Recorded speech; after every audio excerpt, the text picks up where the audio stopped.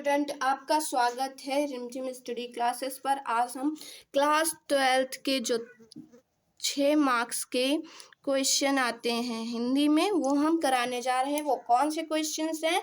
तो हम कराने जा रहे हैं रस, छंद और क्या है अलंकार और क्या है चौपाई और कुंडलियाँ। ये हैं सब। ये लगभग 6 मार्क्स के क्वेश्चन आपसे पूछे ही जाते हैं हर साल बोर्ड में। तो हम आपको वन बाय वन रस, अलंकार और छंद एक्सप्लेन करते जाएंगे। ठीक है, तो हम आज आपको पहले बताने जा रहे हैं हास्य रस की परिभाषा। ठीक, क्या समझाने जा रहे हैं? हास्य रस की परिभाषा। क्या है? परिभाषा। ठीक है, तो क्या परिभाषा समझाने जा रहे हैं। तो हास्य रस, अब इजली लैंग्वेज में समझाएंगे तो आपको समझने से हर चीज़ समझ में आ जाएगी। हम जब समझाएंगे तो आप समझ सकते हैं हर बात। ठीक है, तो देखते हैं हास्य रस की परिभाषा क्या है। तो हास्य रस का स्थायी भाव क्या होता है? हास होता है। क्या होता है? हास है।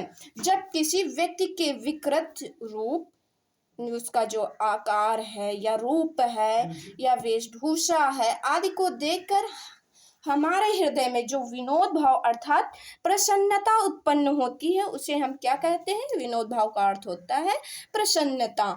तो उसका स्थायी भाव क्या होता है? तो हास्य रस कहलाता है। ठीक है, तो या फिर हम ऐसे लिख सकते हैं इसकी परिभाषा हास्य रस की। जब हम हास्य रस का स्थायी भाव हास्य है जब हम किसी व्यक्ति की आकृत, रूप, रंग आदि को देख करके जो हमारे मन में खुशी उत्पन्न होती है उसे हम क्या कहते हैं? हास्य रस कहते हैं।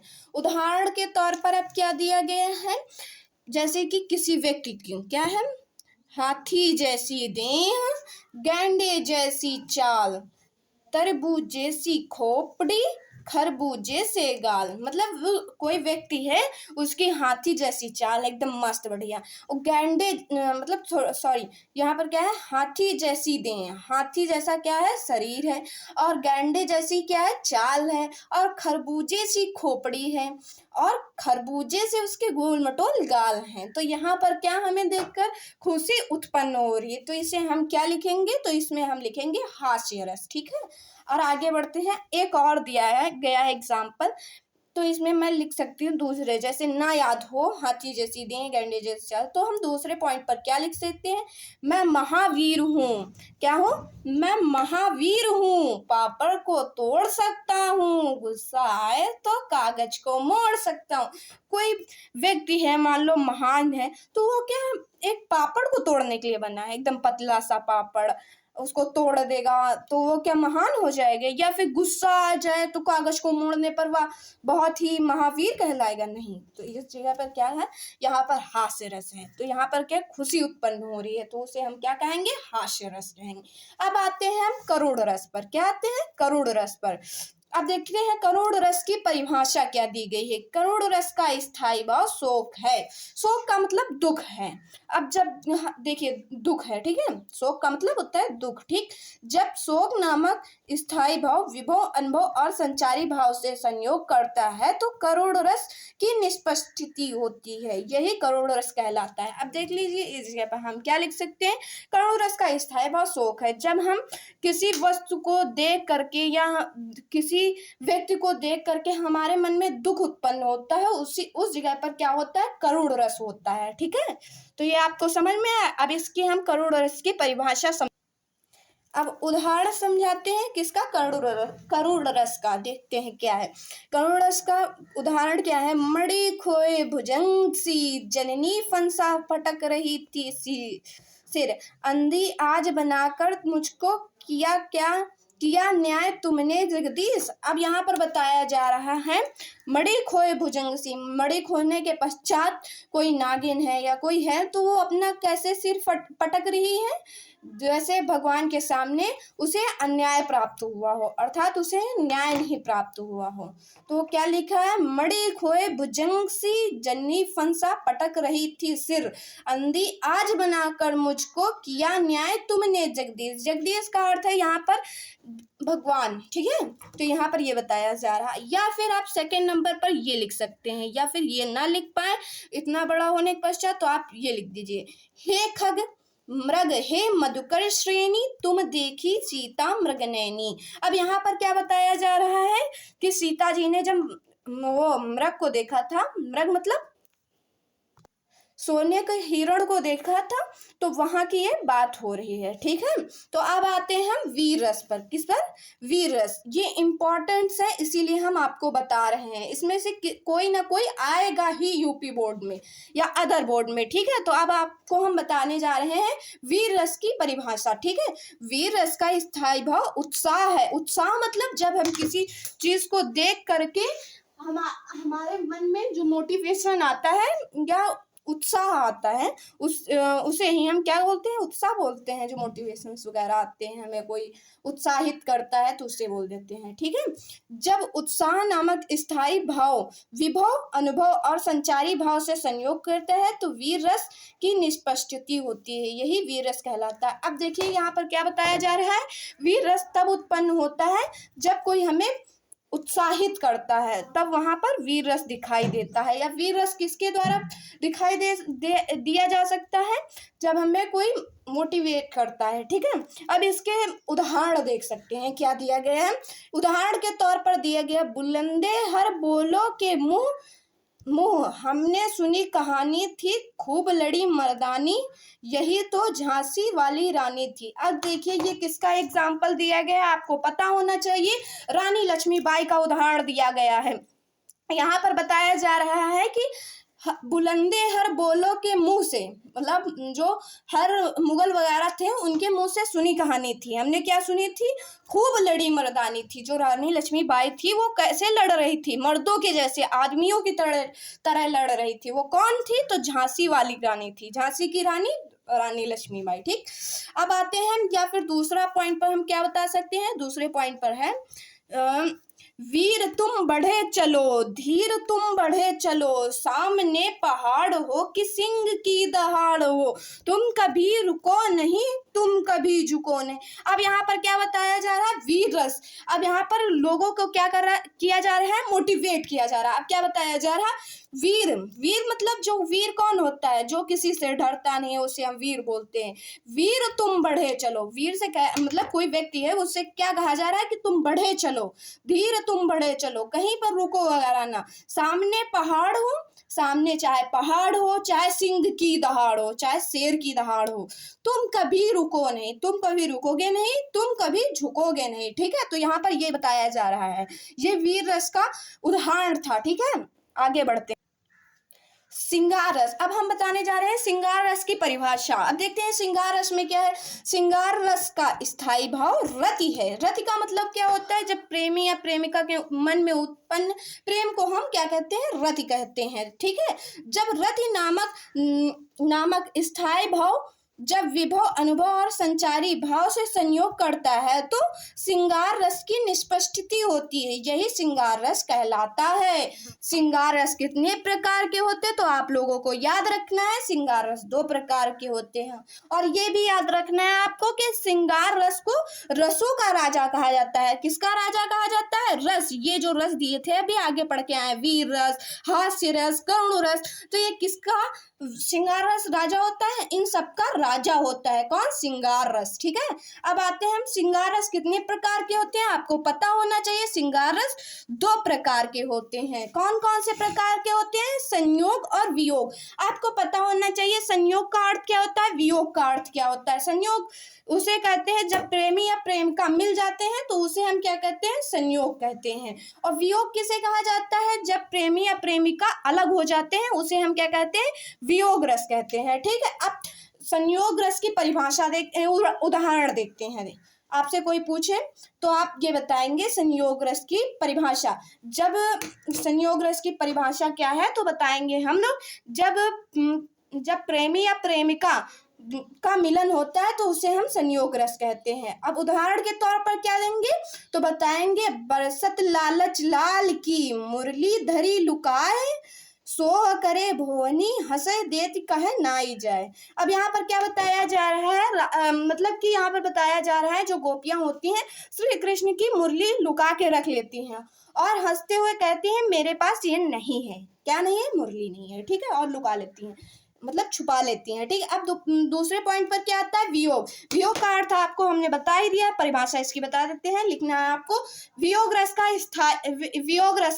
वियोग रस वह रस है जब प्रेमी या प्रेमिका अलग होते हैं तो उसे हम क्या कहते हैं, वियोग रस कहते हैं, ठीक है। अब वियोग रस की परिभाषा देख सकते हैं आप लोग, देख सकते हैं, निस दिन बरसत नयन हमारे सदा रहती पावस ऋतु हम पे जबते श्याम सिधारे। अब यहाँ पर क्या बताया जा रहे हैं, जब निस दिन बरसत नयन हमारे, हर दिन हमारे नयन क्या देखते हैं कि मतलब यही देखते रहते हैं कि श्री कृष्ण कब आएंगे, वो चाहे गर्मी का मौसम हो चाहे कोई भी ऋतु हो, उससे कोई लेना देना नहीं है, सब क्या है, श्री कृष्ण श्याम मतलब श्री कृष्ण को देखने के लिए उत्सुक हैं, ठीक है। या फिर हम लोग श्री कृष्ण से दूर होने के पश्चात मतलब दुखी हो रहे हैं, वियोग में मतलब रो रहे हैं या फिर तड़प रहे हैं यहाँ पर, ठीक है। अब यहाँ पर दिखा सकते हैं दूसरा एक एग्जाम्पल, हम आपको दूसरा दे सकते हैं, क्या दे सकते हैं, तनु तड़प तड़प कर तात ने त्यागा। अब यहाँ पर क्या है, तनु तड़प तड़प तड़प तड़प तप तो तात ने त्यागा। अब यहाँ पर क्या बताया जा रहा है, तनु मतलब शरीर हो गया, तड़प तड़प कर है ना, तप्त मीन्स पिता, तात मीन्स मतलब तप्त, तात ने त्यागा।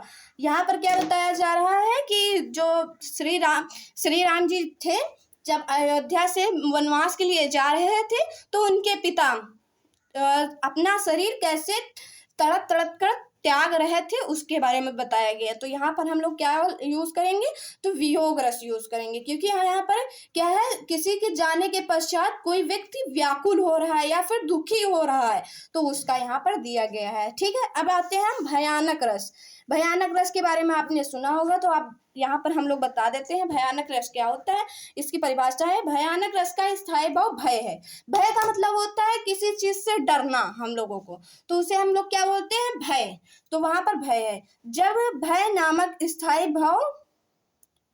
भाव जब विभव और अनुभव और संचारी भाव से, ठीक है, संचारी भाव से संयोग करता है तो भयानक रस की निष्पष्टि होती है, यही भयानक रस कहलाता है। अब देखिए उदाहरण के तौर पर क्या दिया गया, एक और अजराही लख एक और मृगराज विकल बटोही बीच ही पर्यो मूर्छा खाए। अब देखा जाए एक कोई क्या है,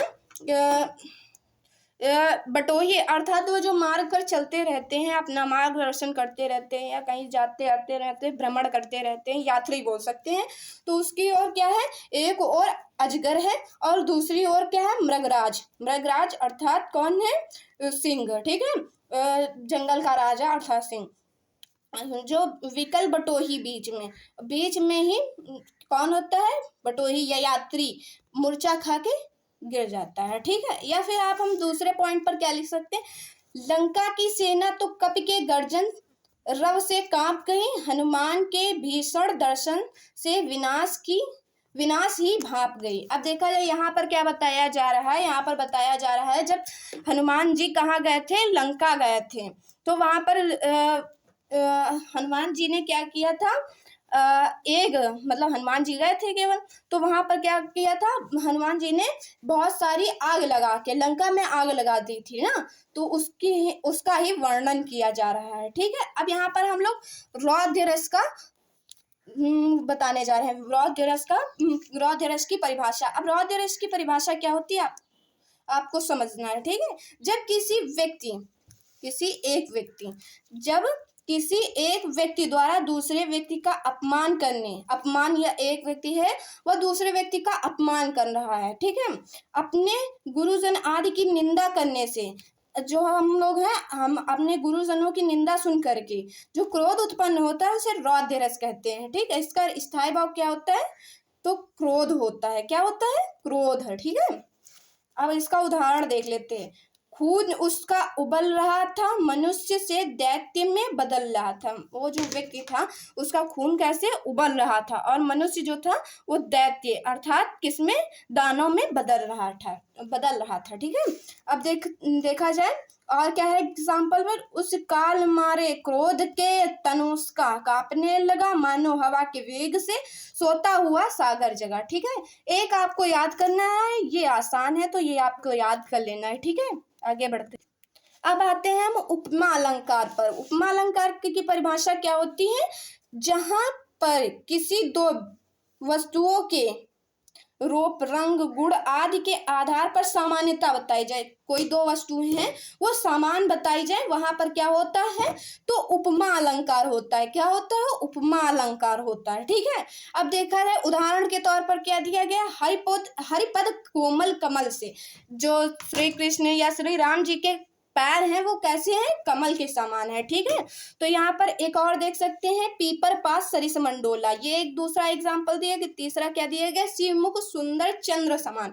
सीता जी का मुख कैसा है, तो चंद्रमा के समान है। ठीक है, तो ये आपको 1 पॉइंट और 3rd पॉइंट वाला याद कर लेना, ये आसान लग रहा है। ठीक है, अब आते हैं हम श्लेष अलंकार पर। श्लेष अलंकार क्या होता है, तो परिभाषा इसकी देख लेते हैं। ये इंपॉर्टेंट क्वेश्चन है, ये आपको याद रख लेना है। ठीक है, और आपको इजी से इजी लैंग्वेज में हम उपलब्ध करा रहे हैं। ठीक है, अब देखते हैं श्लेष अलंकार की परिभाषा। ठीक, जहां एक शब्द एक ही बार प्रयोग हो किंतु उसके अर्थ अनेक हो, वहां श्लेष अलंकार होता है। जहां पर एक शब्द एक ही बार प्रयोग हो किंतु उसके अर्थ अनेक निकले, तो वहां पर क्या होता है, श्लेष अलंकार होता है। ठीक है, उदाहरण के तौर पर क्या दिया गया है, भूषण सदन उड़गन हुए, मुख चंद्र शोभा छा रही, विमल विलंबर रजनी वधु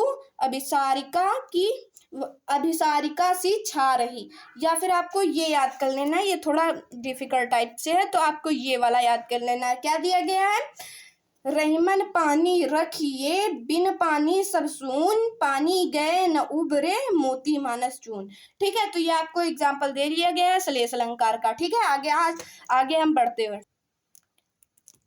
अब हम आते हैं यमक अलंकार पर। यमक अलंकार की परिभाषा क्या है, जहां कोई शब्द दो या दो से अधिक बार आए तथा प्रत्येक शब्द का अर्थ अलग अलग हो, वहां यमक अलंकार होता है। जब कोई शब्द दो या दो से अधिक बार प्रयोग होता है और उसके अर्थ भी अलग अलग निकलते हैं, तो वहां पर क्या होता है, तो यमक अलंकार होता है। उदाहरण के तौर पर क्या देख सकते हैं, कनक कनकते सौगुनी, माँ दत्ता अधिकाय, वह खाए बौराए, जग या पाए बौराए। अब यहाँ पर कनक कनक का अर्थ 2 बार निकला है, तो यहाँ पर कनक का एक अर्थ है धतूरा और एक का अर्थ है सोना। ठीक है, कहा जा रहा है देखिए यहाँ पर बताया जा रहा है, जब कोई व्यक्ति अधिक धतूरा खा लेता है या अधिक सोना पा जाता है तो वह कैसा हो जाता है, बौरा जाता है या फिर पागल हो जाता है। ठीक है, और यहाँ पर क्या है, अब ये देख सकते हैं आप,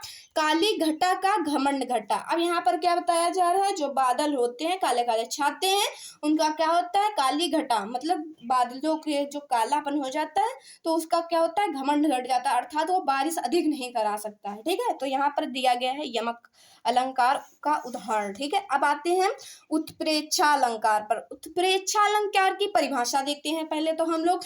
उत्प्रेक्षा अलंकार, जहां पर उपमेय में उपमान से भिन्न जानते हुए भी उपमान की संभावना की जाती, वही उत्प्रेक्षा अलंकार होता है, वही उत्प्रेक्षा अलंकार कहलाता है।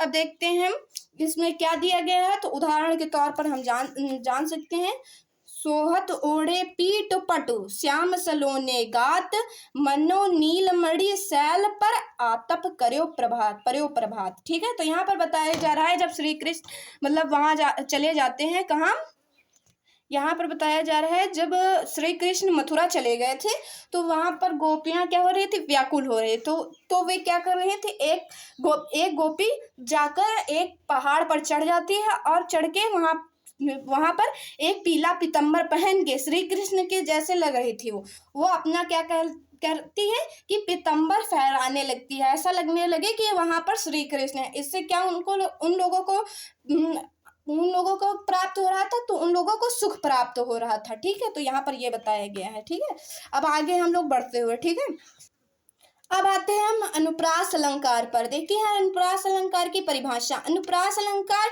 जहाँ एक ही वर्ड, एक वर्ड, देखिए अनुप्रास अलंकार की परिभाषा क्या है। अनुप्रास अलंकार जहाँ एक ही वर्ड की आवृत्ति बार बार हो, वहां पर अनुप्रास अलंकार होता है। जहां पर एक ही वर्ड बार बार प्रयोग किया जा रहा है। जैसे कि उदाहरण के तौर पर आप देख सकते हैं क्या दिया गया है, रघुपति राघव राजा राम। क्या दिया गया है, रघुपति राघव राजा राम। तो यहाँ पर रा रा रा रा प्रयोग हो रहा है। तो क्या हो रहा है, यहाँ पर क्या है, अनुप्रास अलंकार है। ठीक है, आगे बढ़ते हैं।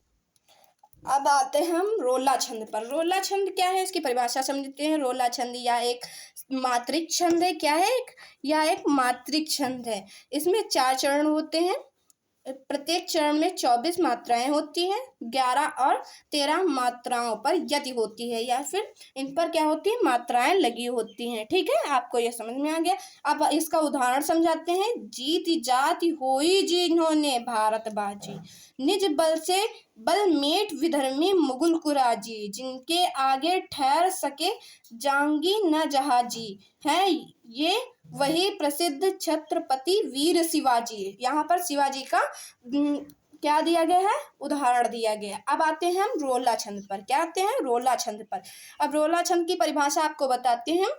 यह एक अर्ध सम्मात्र, क्या है, अर्ध सम मात्रिक छंद है। इसके पहले तथा तीसरे चरण में 11-11 तथा दूसरे और चौथे चरण में 13-13 मात्राएं होती हैं। परिभाषा क्या दी गई, जो ही सुमेर हृदय सिद्धि होई, गणनायक करिवर बदन, करहु अनुग्रह सोई, बुद्धि राशि शुभ गुण सदन। इसका ये उदाहरण दिया गया है, किसका, श्रोठा छंद का। ठीक है, तो आगे हम बढ़ते हैं। ठीक है, अब हम आते हैं दोहा छंद पर। दोहा छंद की परिभाषा क्या है। दोहा एक अर्ध सम्मात्रिक छंद है। अब पहले तो ये आपको लिखना होगा, दोहा क्या है, यह एक अर्ध सम्मात्रिक छंद है। देखिए दोहा में 4 चरण होते हैं। पहले और तीसरे चरण में 13-13 मात्राएं होती हैं तथा दूसरे और चौथे चरण में 11-11 मात्राएं होती हैं। ठीक है, अब आपको उदाहरण देते हैं। उदाहरण दिया जा रहा है। मेरी भव बाधा हरो, राधा नागरी सोए, जातन की झाई परे, श्याम हरित दुति होए। अब यहाँ पर आपको बताया गया है ये दोहा छंद का उदाहरण। ठीक है, तो अब यहाँ पर देखा जा रहा है ये किसका उदाहरण बताया जा रहा है, दोहा छंद का। अब आगे हम लोग बढ़ते हैं। ठीक है, चौपाई पर। चौपाई आते हैं। अब चौपाई की परिभाषा क्या दी गई है। चौपाई सममात्रिक छंद है। इसमें 4 चरण होते हैं। प्रत्येक चरण में 16-16 मात्राएं होती हैं। ठीक है, अब इसका उदाहरण बहुत ही इजी है। जिसको हनुमान चालीसा आती है वो आराम से लिख ले जाएगा। ठीक है, तो चौपाई के तौर पर याद रखना है। जय हनुमान ज्ञान गुण सागर, जय कपी सत्य हो लोग उजागर, रामदूत अतुलित बल धामा, अंजनी पुत्र पवन सुत नामा। ये इसका उदाहरण दिया गया है। किसका, चौपाई का उदाहरण दिया गया है। आप लोगों को यह ध्यान पूर्वक देखना है कि ये किसका है। ठीक है, तो आप लोग पता लगा ले जाएंगे और वहां पर MCQ टाइप से भी ये दिया जा सकता है। तो आगे बढ़ते, अब आते हैं हम कुंडलियों पर। किस पर आते हैं, कुंडलियां। अब कुंडली की परिभाषा देखते हैं। दोहा और श्रोठा, क्या है परिभाषा है इस पर, क्या है, दोहा और रोला जोड़कर कुंडली छंद बनता है। ठीक है, कौन कौन सा, दोहा और रोला जोड़कर कुंडली छंद बनता है। कुंडली के प्रथम 2 चरणों में दोहा होता है, वो आपको बता दिए कि दोहा होगा 2 चरणों में, और का लक्षण, और बाद के 4 चरणों में रोला का लक्षण घटित होगा। अब देखा जाए यहाँ पर क्या होगा, आपको लास्ट की 4 लाइनों में क्या देखने को मिलेगा, आपको रोला की लाइनें देखने को मिलेंगी। अब इसका उदाहरण क्या है, आपको ये बता देते हैं। बिना विचारे जो करे, सो पाछे पछताए, काम बिगाड़ो आपने, जग में होत हंसाए, जग में होते हंसाए, चित्त में चैन न आवे, खान पान सम्मान, राग रंग मन ही ना भावे, कहे गिरधर कबीरा। दुख कहूँ तरत ना तारे, खरकत है जी माही जी कियो जो बिना विचारे। तो यहाँ पर हमें क्या देखने को मिल रहा है, कुंडलियाँ। ठीक है, यहाँ पर कुंडलियों का अर्थ है। Thank you for watching my YouTube channel and like and subscribe. Okay.